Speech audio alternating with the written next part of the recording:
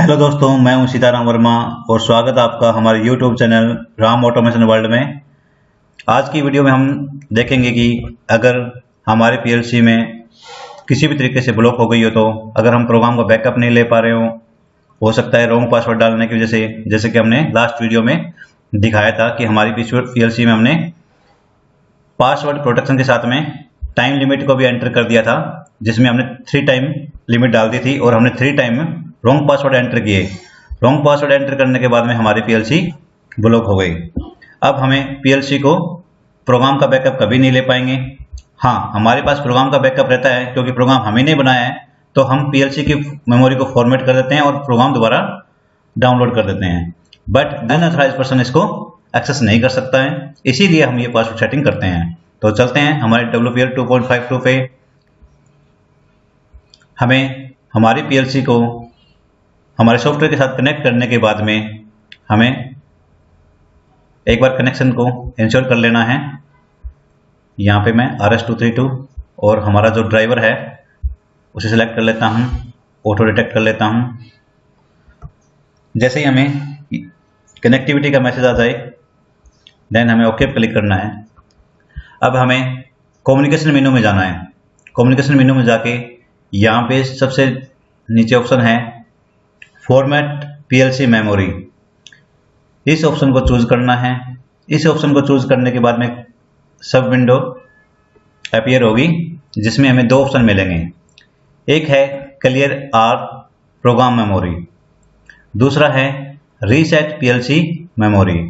अगर हमें नॉर्मली हमें कोई पीएलसी की प्रोग्राम की मेमोरी को अगर हमें क्लियर करना होता तो हम ये वाला ऑप्शन चूज कर लेते हैं, लेकिन अभी हमें प्रोग्राम की मेमोरी के साथ में हमने पासवर्ड प्रोटेक्शन को भी एक्टिवेट किया हुआ था और हमने रॉन्ग पासवर्ड एंटर किए हुए थे। तो अब हमें फैक्ट्री सेटिंग वाला ही ऑप्शन चूज करना है। और मेरी आप सभी फ्रेंड्स से ये एडवाइस भी है कि जब आप अगर पीएलसी को अगर फॉर्मेट कर ही रहे हो तो reset PLC memory factory setting के साथ करना, जिससे कि आपकी पीएलसी की सेटिंग ब्रांड न्यू कंडीशन में आ जाएगी और आप अच्छे से नया प्रोग्राम लिख सकते हो। तो यहाँ पे मैं रीसेट पीएलसी मेमोरी को विद फैक्ट्री सेटिंग वाला ऑप्शन चूज कर लेता हूँ एंड देन ओके पे क्लिक करता हूँ। ओके पे क्लिक करने के बाद जैसे इसमें अगर हम आगे बढ़ेंगे तो यहाँ पे एक वार्निंग मैसेज आएगा कि क्या आप फैक्ट्री सेटिंग को एग्जीक्यूट करना चाह रहे हो। कंफर्मेशन मैसेज है, ताकि कोई बाय मिस्टेक इसे न कर दे।